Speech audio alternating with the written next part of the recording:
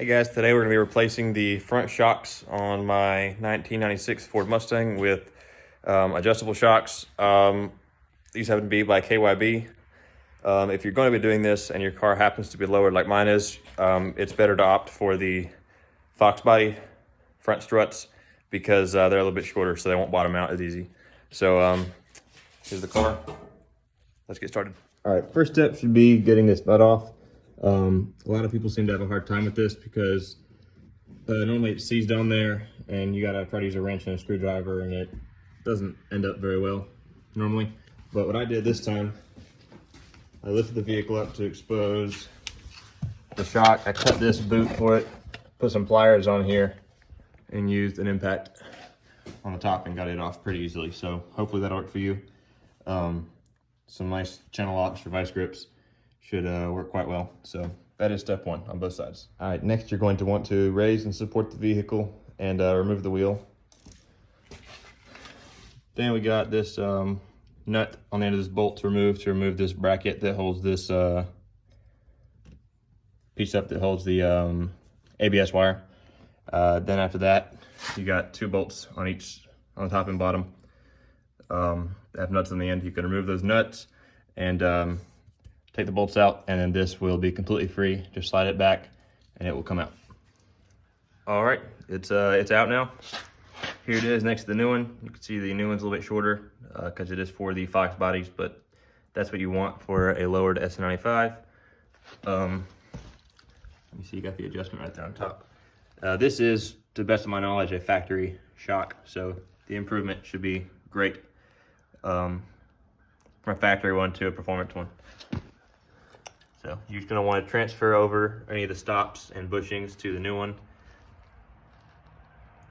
just as it was on the old one. This dust guard is destroyed and not usable.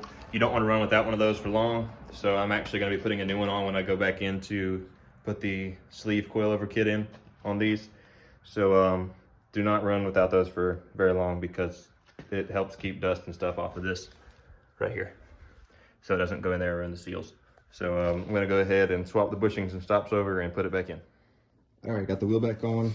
As far as tightening this nut down goes, if you have an impact wrench, normally you can leave the vehicle raised up and reach in there and hold the shaft with your hand and tighten it down with an impact gun, and normally it holds still just fine. Try to avoid putting any kind of pliers on there, down there, because that can mess up the shaft and damage seals in the strut itself. So try to avoid doing that if at all possible. If you do have to, go up as high as you can, up past the stop, the rubber stop. Go up as high as you can to this point underneath there so that you know it's not going into the strut itself. But generally you can just hold it by hand and do it that way. So that's basically it for this side. Just repeat steps that I showed you to do the other side. Put all this back on as you found it for the other ones. So about to go take it for a ride and see how it feels. All right, got both sides finished up. You can see there. Can't see much through there. But all finished up. I will take it for a drive real quick and I'll tell you guys what I think about it. Just got back from a drive in it. Very, very happy with it. Probably the KYB shocks and struts on all four corners is the adjustable ones is probably in my top 5 favorite mods for sure, or upgrades. Did very well, feels a lot better. I definitely recommend these shocks. I've had the rears for a little while now, but just now did the fronts. So that's gonna be the video. Thank you guys for watching.